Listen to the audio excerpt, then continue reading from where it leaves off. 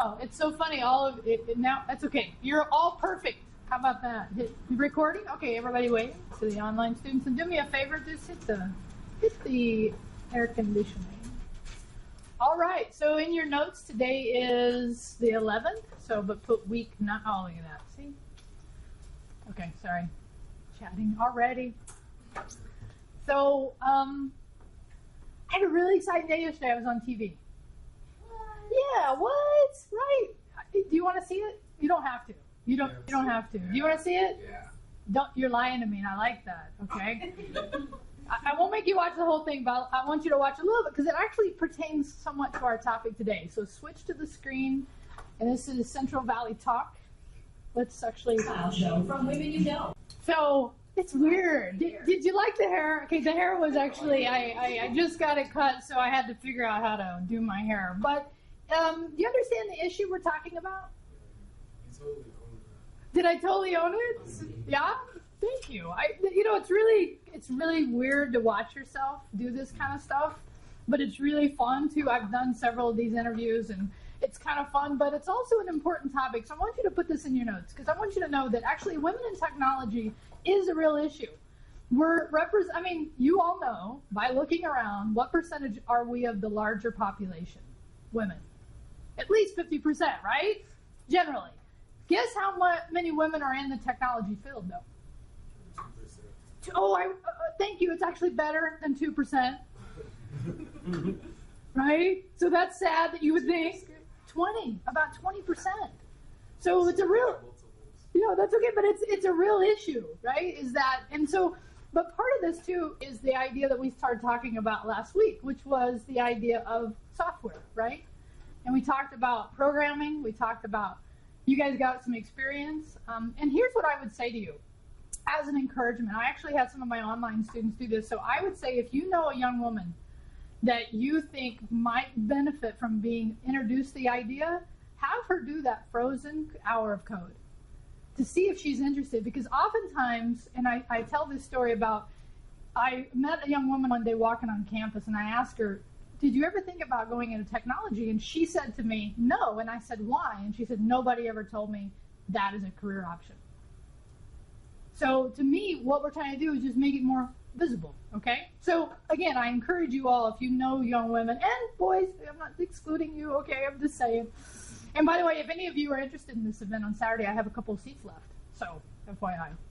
Okay, so let's actually talk more. Now let's actually get into this idea a little more of software. We're going to talk about, today, we're going to actually talk about operating systems, because I want you all to know the story, the backstory of the operating system that we use today. But to tie it back to what we've already talked about, remember what was binary and why was it important to computers? You might remember? I know you have to remember way back, like 4 lectures ago. Communication.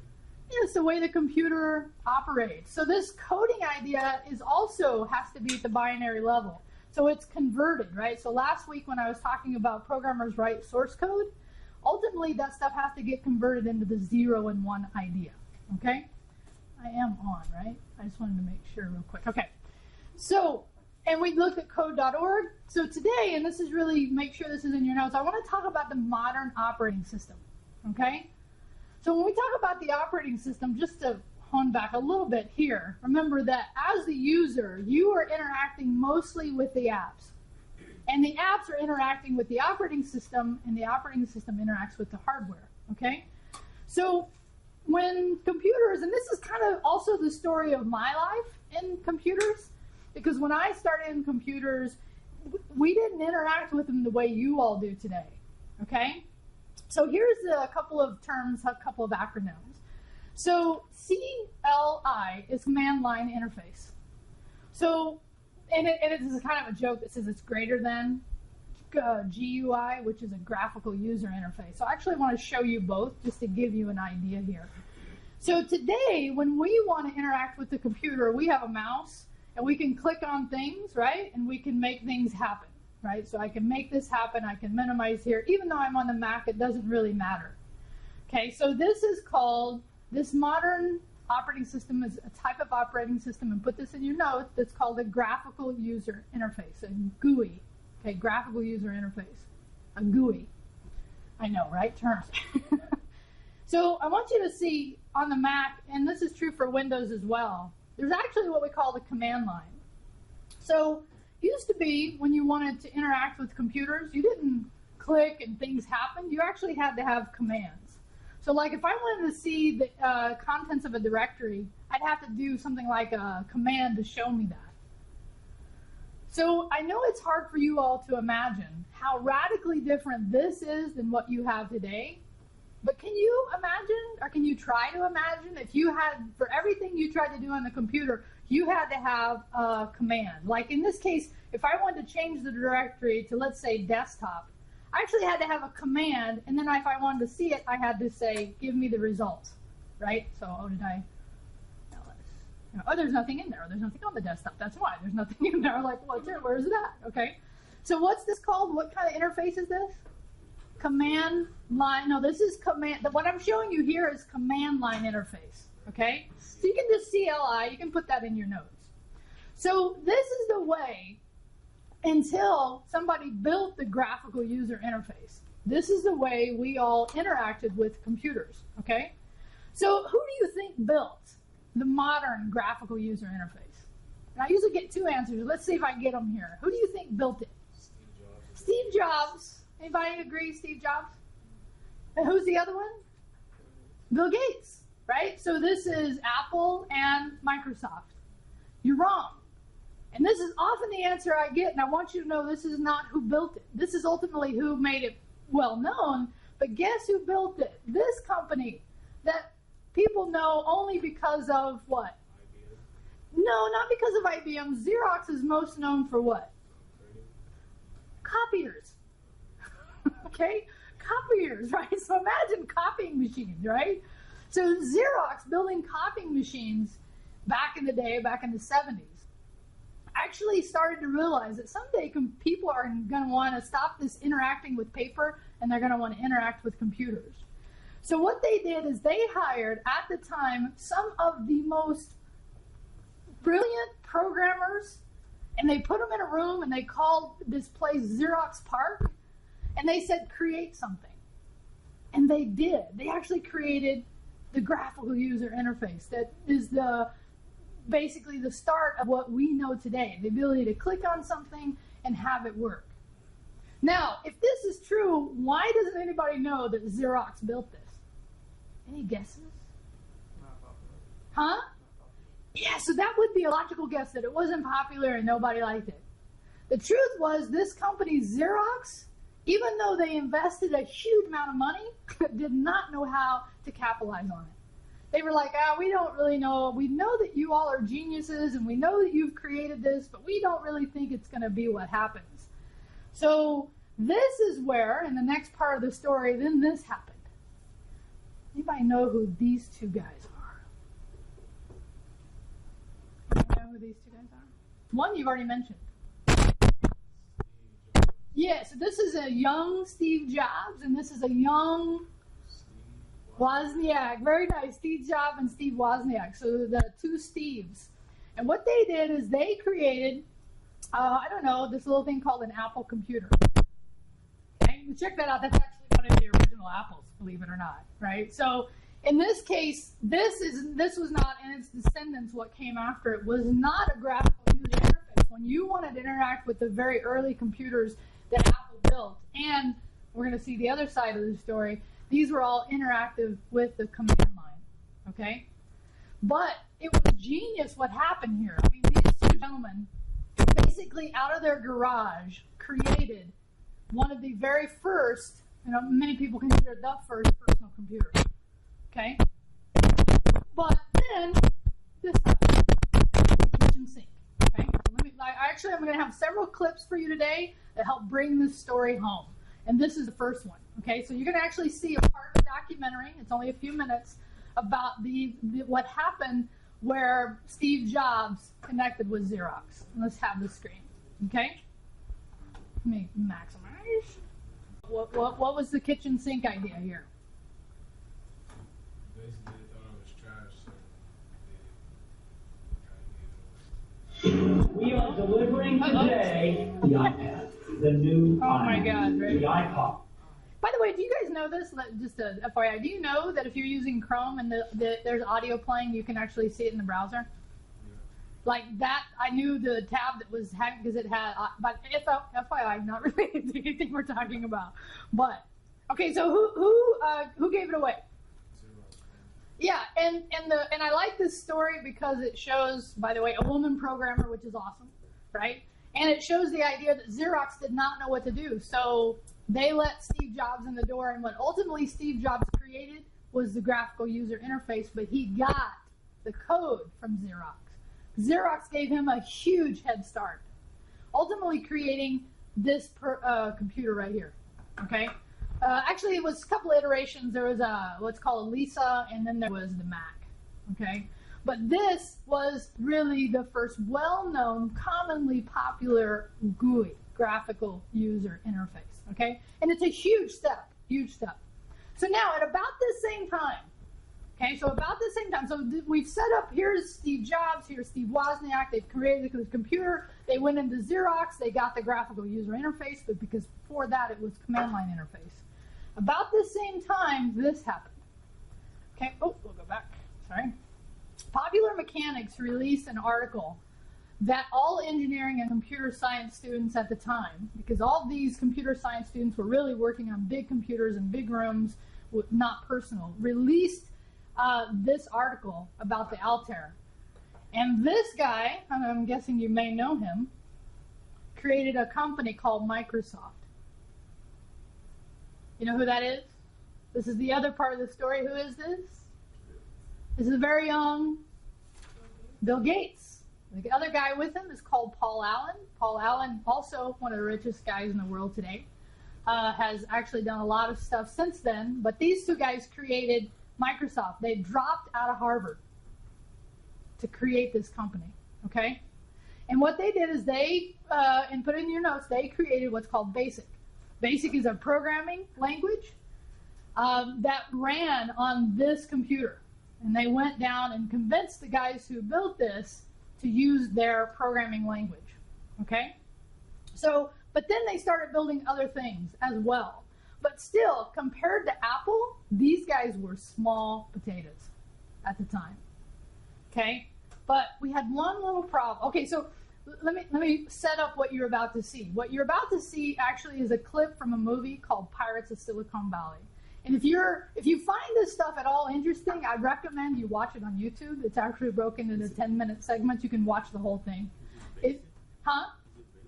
So BASIC is what they created, was a programming language. They say thank you. I did have you put that in your notes, okay? But they also knew that at the time, IBM was setting, and this is going to come out in the clip, so I'm just setting up the clip though, is the movie Pirates of Silicon Valley is going to show Bill Gates and his cohorts at the time going into IBM to try to sell them a little something called DOS. Have you heard of DOS? Okay, we'll talk about DOS on the other side. So let me show you this right here. Not here. Right here. Here we go. To sell to IBM. Basically, they were selling them a line of BS. So guess what they did? They went and bought an operating system for about $25,000 in Seattle. So in your notes, they bought DOS for about $25,000, of which they ended up making millions on. They bought this disk operating system. Again, this is actually all still command line. DOS, which is still around in Windows, is still there, right? But this is what was happening along the same timeline that Steve Jobs was going. This is how Bill Gates got his start, okay? So the next part of this story is where it starts to get even a little more interesting. So, but then this happens, right? By the way, are you tracking the story with me? The story is about two famous guys. Who is it? Steve Jobs and Bill Gates. Really, the story of Apple and Microsoft. Okay. So this clip. Let me remind myself which clip this is actually. Oh, I shouldn't have done that. It's right here. No, it's right here. Okay. So this is actually Bill Gates goes to Steve Jobs, okay? Because Steve Jobs is getting ready to release this really amazing computer called the Macintosh, which is their second generation now of the graphical user interface. So Bill Gates actually gets to visit, and actually he has known Jobs for a while by this point. So this is, again, a clip from the movie where they go down and visit and see the Macintosh. So he did. Actually, he gave Jobs gave Bill Gates the prototype for the Mac. Okay? So in your notes, where we're at now, right, is that the Mac prototype, which was going to be the huge revolution in computing, was given to Bill. We have to think of ourselves. Look, it happened again. See, look at this. See, now I know which one it was, right Just like there. Picasso said. It's actually another scene from the movie. So, sorry, back to here. So, who gave who what? To Bill Gates. And what do you think Bill Gates did with it? He reverse engineered it, which we will get to in a minute. But before that, I want to tell you the story of the killer app. Because in this last clip, what was it? He said he told Jobs, you're vulnerable in what area? Anybody remember? Spreadsheets, which, by the way, you're all learning today. Okay? And this week, and these coming weeks. So this idea of a killer app was huge. And the killer app and by the way, this is the best image I could find. I don't know if it's a good one. Right? So this is just a side note in the story here, is that the killer app that Steve, God, I get all these guys' names mixed up. Bill Gates told Steve Jobs was spreadsheets.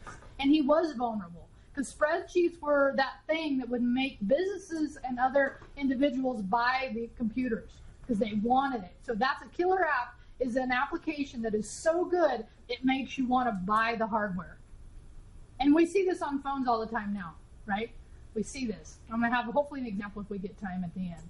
But here's the point of the story. And if you've never seen this commercial in 1984, the Super Bowl commercial, this is by far one of the most famous Super Bowl commercials, and it was the beginning of people really starting to use the Super Bowl in ways that they're using it today.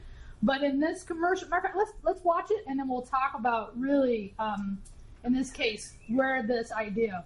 So in the last class, I asked you all if you had seen the movie or read the book 1984. Okay, remember? If you remember what we were talking about, that's actually a really important book you should all read. Okay, but in this case, who? Again, okay? I think from now on, Rio, just go and close the tab. Okay. So in this case, though, who was Big Brother and who was the thing up on the screen? Steve Jobs thought IBM was Big Brother, was the enemy, right? So this was directly targeted to IBM, right? And this only played one time. But guess how much it was covered in the media? They only had to play it one time because the media for months on end afterwards referred back to this commercial. So even though it cost them a huge amount, they got a huge amount of publicity, which, by the way, do we see happen again today? Right? Some people actually only watch the Super Bowl for the commercials now, right? But I don't know. I see some sports. Okay, I don't actually watch. I watch the commercials online. I don't even watch them on TV anymore. I don't know about you, but okay. But this commercial made huge impact, and again, it was the idea that we're going to move to this graphical user interface. We're going to disrupt the computer environment, the way we interact with it, okay? But let's go back to the story of the two men. This is the last clip I think I have for you, and this is the part right after Bill and Steve were actually at an Apple event, and something really important came to light, okay? Let's go. And it didn't matter. It didn't matter because, by the way, even today, I would say, from an operating system standpoint, the Mac is still better than Windows. It wasn't really until Windows XP that Windows got even good. And that's because they had to reverse engineer and they had to work to catch up quickly. Because Xerox gave Apple a running start. Okay? By the way, do you think there was a lawsuit? Yeah, and guess who won? Yeah, so they actually, Steve Jobs did sue Bill Gates, the company, and the court said it wasn't patentable, what he had. Which, by the way, have we had issues with Apple in the last couple of years with patents? Yeah, that actually came back up. So here's the reality, okay, is that Bill Gates created this thing called Windows that would run on a lot of different computers, not just IBM's computers. Anybody remember the term, and it's still sometimes thrown around, a compatible or a clone, an IBM clone? Those terms are still around today somewhat. So what it is his Windows would run on any kinds of computer that were compatible with IBM's original architecture. So there's actually a lot of sad stories for big companies here. IBM gave away the sync just like Xerox did by not controlling the hardware specifications, but in a way that was good because it allowed a lot of people to have it. But here's what happened. Here's what really happened. Over time, from 84 all the way to 2013, the top line, the most important, was the PC sales, because that's what happened. PCs took off when Windows, even though it was not as good as the Mac, still sold huge. But look at what, and we see this happening, right? So about 2010 or so, and even before, what are these other things in the chart? Can you see them? So what are the other things? So this is just total unit sales. So the iPad and the iPhone and the iTouch, right? So Apple didn't, we're not sad for them, okay? These people are making a huge amount of money. But we see what really happened was Windows just did huge, but now we're seeing a shift right here. We're starting to see a shift from the typical PC to mobile devices, right? And aren't we all seeing this today? But look at the Mac numbers. The Macintosh numbers are still not that impressive, even today. But when you can look at the iPad and the iPhone and the other devices that Steve Jobs, his vision created, the guy did not suffer even though he lost out in the idea of the PC sales, because Windows beat them terribly. So ultimately, who won this game between the two of them? They both won. Nobody lost anything. By the way, is Bill Gates still around today? Is he running Microsoft? No, him and his wife, and this is true, and put this in your notes, spend their full time just giving away the interest on their money. So his wife, Melinda Gates, and Bill Gates, now Bill sits on the board, but he doesn't do daily operations. They spend their entire time just giving away the interest on their money. Huge fortune. Bill Gates, whatever you want to say about him, ultimately turned around to be a humanitarian, I think, in the long run. But we know what's happening today, my friends, right? We know what's happening here is that the mobile users are taking over as far as usage from the desktop. We're almost living, and put this in your notes, in what's called the post-PC era. The post-PC era. I can't say that very well. Right? So we have actually already seen this happen. This is a projection. It actually has happened where we see more mobile data than we're seeing here. So today, and I'm not going to tell the story of today, but who is kind of the battle today? Is Microsoft still in the mobile battle? Who's the big players today?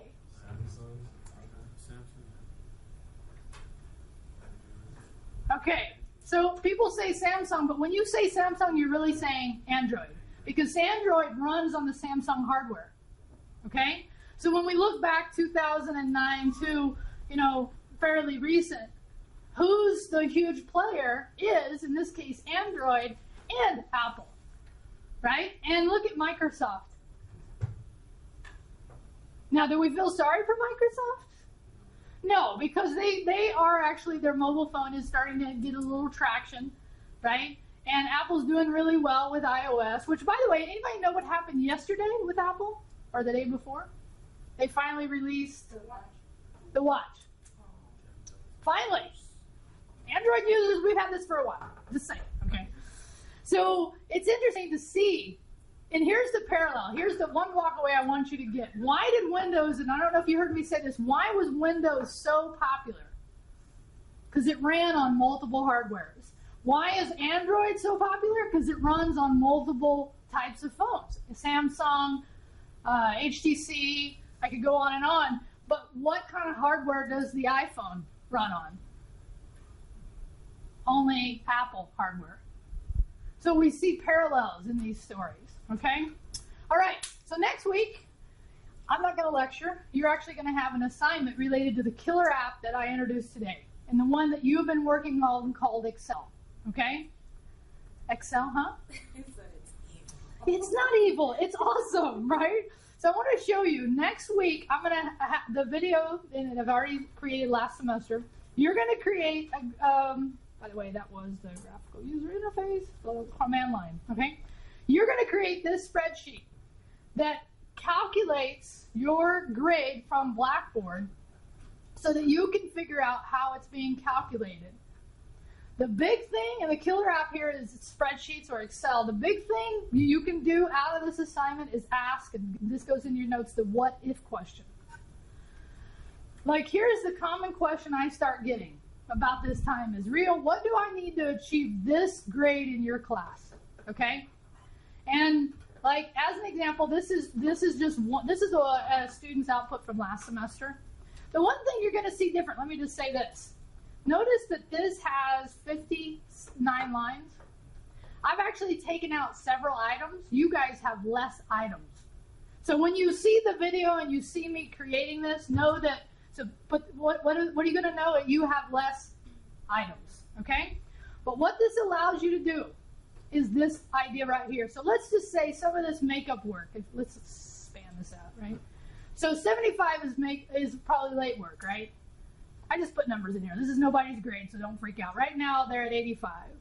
So the question I often get is, what happens if I use my passes or I make up work and so here's what you can start doing, right? You can start putting in 100s where you have them, and then the answer to the question is, what does it do to my grade?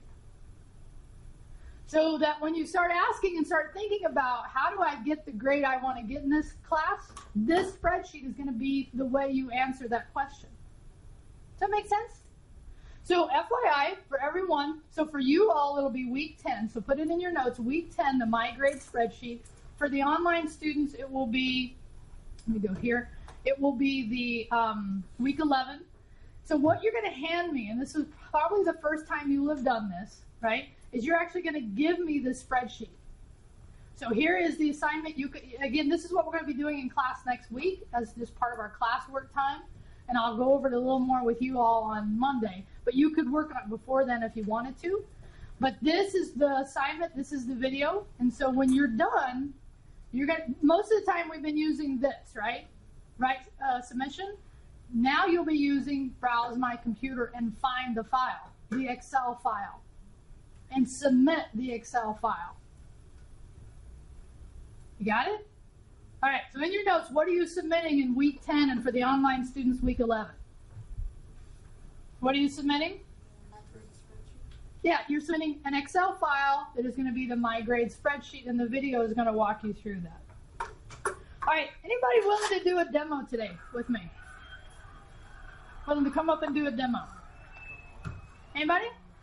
It's actually virtual reality. This may be the new interface. Anybody want to see it? Come on up. So what's in here actually is a roller coaster.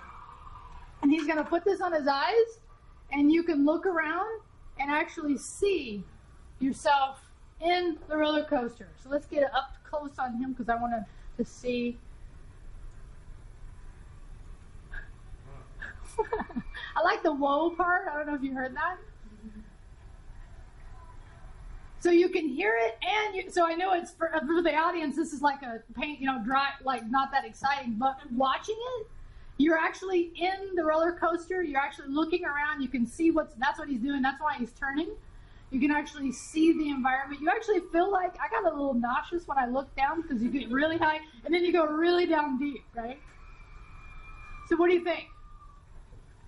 So tell them. So is it cool? It's really cool, right? So after we're done, which will be done in a minute, so what it is it takes my phone, right? And then it creates a new let me stop it for a minute because it's really loud. So this virtual reality, right? You can use your phone to create this, but can you imagine in the future we might interact with computers in that augmented way I was talking about in the video? That will most likely be one of the ways we see future ways we interact with the computer, the operating system. All right, did you learn something today? Yeah? What'd you learn? Give me your highlights before we end. What'd you learn? Steve Jobs. What about Steve Jobs? By the way, huh? His history. By the way, is he still alive? Yeah. No, he died a couple years ago. Cancer. Yeah, interesting story there. By the way, they're doing a new movie. You know Ashton Kutcher? He's actually playing Steve Jobs. You can see some clips, huh? Has it already been out? Oh, did it? I didn't know it had already been out. I didn't hear it was, I heard the movie wasn't that great, so I didn't go actually see it. So, yeah. So is Bill Gates still around? Yeah. Steve Jobs has died. There are other people running their companies, but they are still around. What else? Anything else you learned? What's the term CLI mean? Good. And what then evolved to be the next kind of interface? Graphical. And then who created that? And why didn't that? Why today don't we have all computers having Xerox's name? Because they basically gave it to Why? Yeah, they didn't know what they had. They didn't know how to capitalize. They gave it away not to Bill Gates. They gave it away to. And then how did Gates get it? He gave him the prototypes, right? And then why did Windows come in reality? Because he reverse engineered it and loaded on all those computers that were IBM compatible. But today, are they still in the market? Do we still have PCs? Yeah, but we're seeing mobile take over. And in that market, who's the big players? Who's the two big players in the mobile? Android and iOS. And Android, when you really say that, it means what company? Google. Google. Yeah, when you see Samsung, you see Android, you think Google. Sorry, I'm not trying to brainwash you. I'm just telling you that's the reality. All right, let's show them. Let's say goodbye. Say bye-bye-bye. We won't see you next week. Everybody will be doing a hands-on assignment. All right, thank you.